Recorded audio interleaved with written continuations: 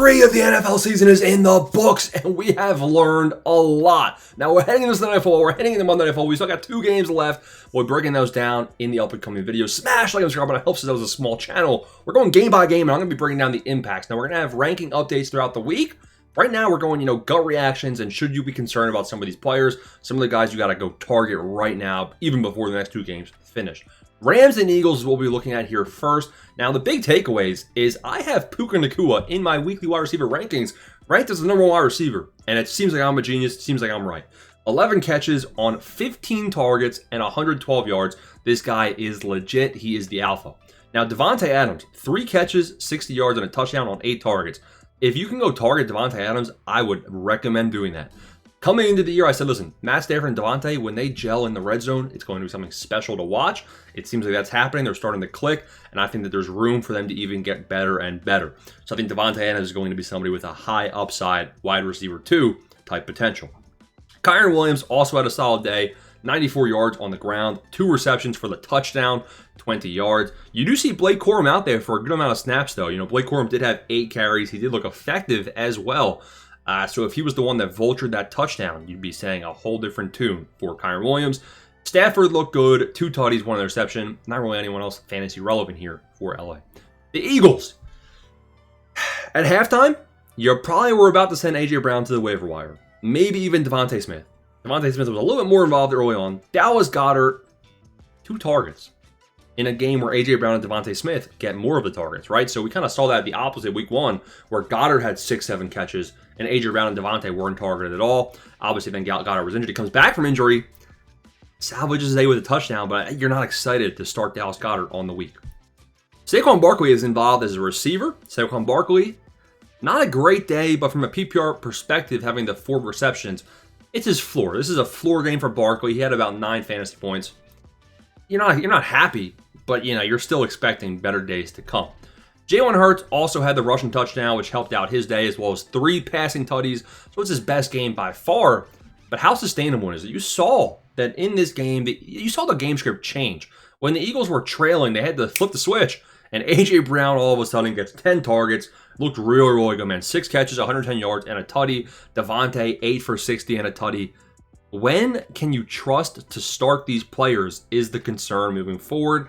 I still am going to honestly bump down AJ. I'm going to bump them down because I still think it's going to be hard to trust these guys moving forward. Keep in mind, though, the Eagles have one of the toughest schedules in the league, which is actually a pretty good thing considering that if they have a tough game, they're probably going to be passing the football. Packers and Browns. The big takeaway here, and thank God because I have 20% Judkins in best ball. Quinshon Judkins is insane. 18 carries, 94 yards. This is the Green Bay Packers defense, which coming into this week has been the best rushing defense in the league. Judkins had 5 yards a carry and a touchdown. He also had 2 targets, brought in 1 of them, kind of irrelevant. But what you like to see here is that Dylan Sampson was a nobody, and Jerome Ford was also pretty much a nobody. Did have 4 receptions. He's a nobody. Receiving-wise, Njoku outplays Harold Fannin for the first time all season long. I'm not concerned. I still would rather have Fannin over Njoku in the long term. Cedric Tillman didn't bring in a touchdown this week, so he was a bum. Jerry Jeudy was just a bum straight up. Tough matchup. On the Packers side of things, Josh Jacobs has his best game yet. You might be thinking, what are you talking about? 16 carries, 30 yards. I don't care. The reason that I was scared for Josh Jacobs' life is he had 1 target coming into week 3. He leaves week 3, and he had 9 targets. Yes, that's right, 9 targets. He brought in 5 of them for 44 yards. I like seeing that he can be involved in the receiving game. Matthew Golden he bumped up a little bit. Like he's went from being almost a non-factor, but now you have the Reed injury. He's a little bit more involved. Only 4 targets, not that exciting. Tucker Kraft, we'll chalk this one up as maybe he was limited on snaps. You have the backup tight end, John Fitzpatrick, getting more involved in terms of fantasy aspect than Kraft, after Kraft just had 120 yards the previous week. So I'm fine with Tucker Kraft. Don't freak out over him. I think Romeo Doubs, there's better days ahead for him as well. I think Doubs could be a potential guy you go out there and trade for. I think Doubs is going to be the main number 1 receiver on the outside over Golden. I think that could be a potential guy to go look for if the owner of Doubs is embarrassed by the bad performance here. Third game we're going to take a look at is Colts and Titans. Cam Ward looks better, but the main thing on Tennessee, Pollard gets his first rushing touchdown of the season. It's about time. Pollard also has 4 targets. About time he starts catching the ball as well. What I really want to highlight here is that Alik Almanor is the future. Calvin Ridley is a bum. Alik Almanor has another touchdown, and he almost leads the team in targets. Ridley had more targets, but only had 1 catch. Chig also had 1 more target, but he had a pretty good day.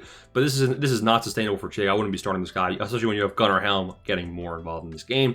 So I like Alik Almanor a lot. We'll be talking about him in waiver wire for the 3rd week in a row. The Colts. Pittman Jr., heck of a day. 6 for 73 and a touchdown. Alec Pierce, also a heck of a day. 4 for 70. But really, that one drop, he broke his skull going up for it. Drops it, apparently. It went to review. He could have had 5 catches and 120 yards. Now, the reality is, how severe is the concussion? Hopefully not severe, because I have this guy as my most drafted player in best ball. I think I have 30% of him, so let's pray for him. Tyler Warren, it's a floor-type day. Now, he was banged up coming into the week. Hopefully this injury is not something that lingers, because it was a floor-type day. But listen, the Colts were winning this game by a hefty amount, and Indiana Jones didn't have to try. Looking at Indiana Jones, game manager-type day, 1 touchdown through the air. Doesn't have the rushing touchdown, but he had 27 rushing yards. I think Indiana Jones is still like a top 8 quarterback play moving forward. So you're happy you got him on waivers. And Jonathan Taylor just has to rise up the rankings, involved as a receiver and involved with the 3 touchdowns on the ground. Big day for him. Bengals and Vikings. Carson Wentz, 2 passing touchdowns. Keep in mind, Minnesota's defense was insane. This whole week in terms of fantasy, I should have started with this. If you were against like 4 defenses, there was 4 defenses that were insane. I think the Commanders, the Seahawks, the Vikings. I think I'm forgetting one of them. Unfortunately, you lost because they had like 6 touchdowns per team, right? It was insane. You got block kicks, left, right, center. I don't even know. And you started James Conner, you're screwed. Oh, don't even get me started, man. But Carson Wentz, 2 passing touchdowns. 1 went to Hawkinson. Now, when he was an Eagle, Wentz loved throwing the ball to Goddard. He loved targeting the tight end. So I'm not surprised to see Hawkinson have his best game of the season by far. Jefferson owners also rejoice. He had one of his better games, 5 for 75. I think there's better days ahead, especially, it seems like Wentz is going to be in there until after the bye week. So I think that the Jefferson and Hawkinson will be the main beneficiaries. They'll be rising a little bit in the rankings. In terms of the Cincinnati side of things, it's bad. It's bad. It's panic mode. Jamar Chase, this is basically what he averaged in 2023 when Browning was in. 5 catches, 6 targets, 50 yards. No, it was bad. Everyone sucks. Now, I told you guys that T. Higgins would be the main loser of Jake Browning, and I was right. Jamar Chase has 10 points. Higgins has 2. Can you trust these guys to start? You kind of are forced to with where you drafted T. Higgins and where you drafted Chase. It's not looking pretty. I think Jamar Chase has better days ahead. If you can trade for him, you can. But keep in mind, I think Jamar Chase will probably average 16, 17 points the rest of the way with this bum in there at quarterback. And Chase Brown owners, it's time to panic. 10 carries for 3 yards. Huh? Are you trash?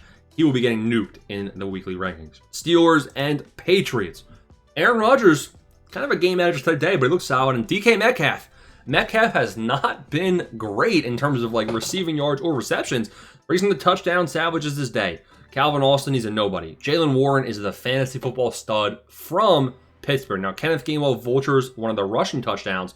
And in fact, he vultures the only touchdown because Warren didn't have one today. But I still think Warren is the guy you trust from Pittsburgh moving forward. Caleb Johnson might be droppable. Drake May, solid day. 7 carries, 45 yards. He's an efficient rusher, man. This guy should be started as a top 10, top 12 maybe, fantasy football quarterback. Travion Henderson, you'd love to see him as the lead carrier. Now, you hate to see how ineffective he was, but he also was targeted a good amount in the receiving game, brings in 3 catches for 19 yards. I think Travion Henderson's stock is rising. Realistically, I don't know how relevant he's going to be. Hunter Henry has another good game, 8 for 90 and 2 tutties. I still don't know how consistent it's going to be. Kayshon Boutte, rest in peace. Anybody that bought him on the waivers, I wouldn't send him back to waivers just yet, but it feels like you're not going to know when to start him. Really, all of the Patriots receivers were big disappointments. And I think Ramondre Stevenson might be the guy you're still starting over Travion if you have both those running backs. Jets and Buccaneers. Baker Mayfield. Mike Evans. Hurt. Hamstring injury. We don't know how severe. Emeka Egbuka. Banged up. Limited. He wasn't limited, bro. Emeka Egbuka, 6 catches on 8 targets, 85 yards. You're happy with him. It sounds like Godwin is coming back for week 4. There's a good chance. Now, will he be limited? Maybe. So I'm not sure if I would trust starting him immediately. Bucky Irving's a fantasy football stud. He had a good day, even with no touchdowns, because of how involved he was in the receiving game. So Mike Evans is going to be a major faller, even though he scores a touchdown pass. Sterling Shepard might be somebody that's streamable, unless you have Godwin coming back. If Evans is out and Egbuka's the one and Godwin's out, and even if Godwin's back, I think Shepard could be a decent play. The Bucs take on the Eagles, and I would presume they're going to be passing the football a lot, probably losing. The Jets side of things, you have Tyrod Taylor in there, so I would probably chalk this game up to, like, who cares? Because realistically, you're going to have Fields come back in there. They take on the Dolphins in a pretty good matchup. Breece Hall, every running back on the ground was bad. In terms of receiving-wise, Garrett Wilson, heck of a day. 10 for 84 and a tutty, we'll take that. Everyone else, not relevant at all. Mason Taylor was more involved than usual, but he still didn't have that good of a game. Raiders and Commanders. Terry McLaurin got banged up. The Commanders they destroyed this game. They were commanding this game from start to finish.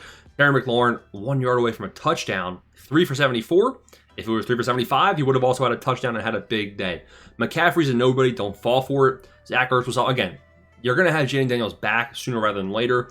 Mariota was good though. Touchdown on the ground. If Mariota starts, I think he's a streamable quarterback play. JCM owners are probably not too happy. Chris Rodriguez, who was on the practice squad, outsnapped JCM. The logic on that does not make sense to me. But JCM, 8 for 26, a rushing touchdown salvaged his day.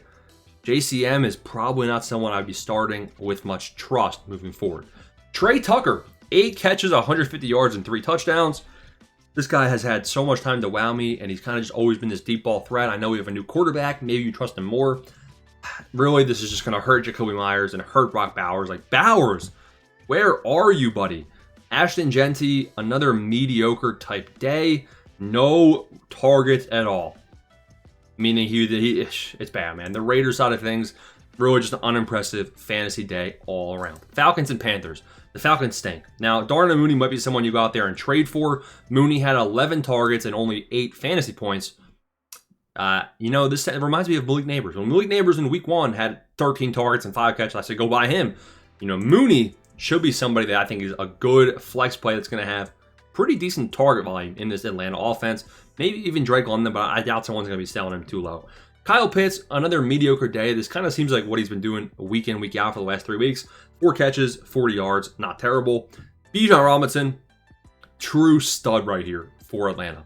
Penix, send him to waivers immediately. Carolina, Bryce Young had a decent day. He didn't really have to try. You have Chuba Hubbard having the main, fantasy day, I would say. 17 carries, 73 yards, pretty solid. No touchdowns for the kid. 2 catches, 3 yards. T-Mac, also a bad day receiving. Keep in mind the Panthers did not have to try because their defense destroyed Atlanta. Jaguars and Texans. Travis Etienne gets the rushing touchdown, but Bashal Tutin, the first touchdown of the game, Jaguars get the ball on the 1, and Bashal Tutin gets the handoff and he scores. Etienne owners probably weren't happy about that, but they're happy about how the day ended. Now, there was no receptions for either running back. They got a couple targets, but Etienne was the guy that got most of the carries after that first drive of the game. In terms of receiving, I don't trust Brennan Strange. BTJ, still a good buy low candidate. I think there's better days ahead. Parker Washington, maybe. 11 targets for Parker Washington. And the big news here is you have the Dyami Brown injury. He was ruled out. So if Dyami Brown misses time, I do think Parker Washington is a waiver wire guy. The Texans O-line is so bad, I don't know if you can trust them. Now, what I like to see here is that Woody Marks was more involved in this game plan. He had 6 carries to Nick Chubb's 9, and he was actually a little bit more effective. Now, he also was getting targets as well. 2 targets. He had 1 catch for 9 yards. Nico Collins had a good game. 8 catches, 100 yards, and a touchdown. Everybody else, irrelevant. Jaden Higgins is a big-time faller in these rankings, man. Broncos and Chargers. Amari and Hampton skyrockets up these rankings. 19 carries, 70 yards, and a touchdown. 6 catches, 60 yards. This guy, oh my God, what a game. What a game from Amari and Hampton. Keenan Allen and the Big Q are the number 1 and number 2 receivers. Ladd McConkey, you are irrelevant now. Ladd McConkey will probably be nuked in my rankings because there's just so much depth at the receiver position. Oronde Gadsden is also another big-time riser. This guy, first career start. Healthy scratch the first 2 weeks of the year. Tyler Conklin and Disley started. Gadsden comes in, 5 catches on 7 targets for 50 yards. Gadsden should be rostered, man. Conklin and Disley were non-factors. Rest in peace, Najee Harris. He had the Achilles injury. Bo Nix, good game from Bo Nix's standards. And I mean, it was all right, I guess. He had 8 carries, 33 yards, only 1 passing touchdown, not great, 150 yards. Dobbins had an impressive day. 11 carries, 83 yards, and a touchdown. RJ Harvey, you're going to have to wait until Dobbins gets injured. Portland Sutton, big-time day. The big loser is Troy Franklin. He was a hot commodity waiver wire target. If you got tricked, you're probably still going to want to hold on to him because you probably just spent 20+% of your fab. Saints and Seahawks. This is a troll game. Seahawks put up 21 in the first quarter unanswered, so you can't really look into anything besides a couple of things. The one thing you want to take away from this game is that Olave is getting a lot of targets. Shaheed is startable. Jawan Johnson had another good day, 11 points, which was kind of a floor-type day. The main takeaway, though, is JSN in a flu game had an amazing 20-point day. Kenneth Walker, without Charbonnet, had 2 rushing touchdowns as well. Didn't look good, but he had 2 rushing touchdowns. So, I mean, Seattle Seahawks, so, I mean, they just destroyed the Saints. It was embarrassing. Cowboys and Bears. CeeDee Lamb, banged up ankle, but it sounds like he should be okay. Javonte Williams, one of his least productive fantasy games here, but he was averaging 8 yards a carry, 10 carries, 80 yards, 5 catches, which saves his day from a PPR perspective. So Javonte, he's an every week starter moving forward. Pickens has 5 for 70 and a touchdown. The touchdown saves his day. He also had 9 targets. But Ferguson, when you have this guy, oh my God. Ferguson had 13 catches on 14 targets for 82 yards. If CeeDee Lamb is out, bro, Ferguson might be the league winner. Chicago, I think Kyle Mongai is coming for DeAndre Swift's job. Keep that in mind. Luther Burden was the lead receiver on the day as well with 100 yards and a touchdown. Luther Burden's a must-add waiver wire commodity. Rome Odunze, I mean, this guy, it's too late to buy him, man. Buy him high. This guy looks like the real deal. Caleb Williams also had 4 passing touchdowns, and he was probably his best game as a Chicago Bear against one of the worst defenses in the league. Caleb Williams is probably someone you start in the future moving forward. Final game to break down. Actually, we'll do Dolphins and Bills too, but Cardinals and 49ers here. Christian McCaffrey is very, very good when healthy. We already knew that. 10 receptions on 15 targets. This guy he breaks fantasy football. Pearsall also looks good. You can't trust Jawan Jennings. This guy's just always banged up, bro. Jawan Jennings, you hate to if you have him, you choke. Trey Benson, big time riser with the James Conner injury. Kyler Murray honestly looks good. I think Kyler Murray you still can trust as a starting quarterback, top 8 option moving forward. You want to see him get some more passing touchdowns or rushing touchdowns though. And with James Conner out, you might see some more Kyler Murray design touchdown runs. MHJ, big time faller, man. This guy was dropping a wide open pass. Thursday Night Football, let's break down what happened there. The Dolphins hung around. You like to see Tyreek Hill and Waddle salvage their day with touchdowns, but really take away either of these touchdowns and they stink. Devon Achane had 7 catches on 9 targets. Every week starter. He's a top running back option. Josh Allen had kind of a floor game, to be honest. 3 passing touchdowns and no rushing touchdowns on the ground. James Cook remains the #1 option. And to be honest, I don't like any receiver from Buffalo. None of their tight ends, none of their receivers. You're not going to know which one's going to pop off at any given time. And there it is. Week 3 in the books. We got Sunday Night Football, Monday Night Football to follow. Those are the major takeaways from Week 3. Let me know any questions down below. Smash the subscribe button. Thanks for watching.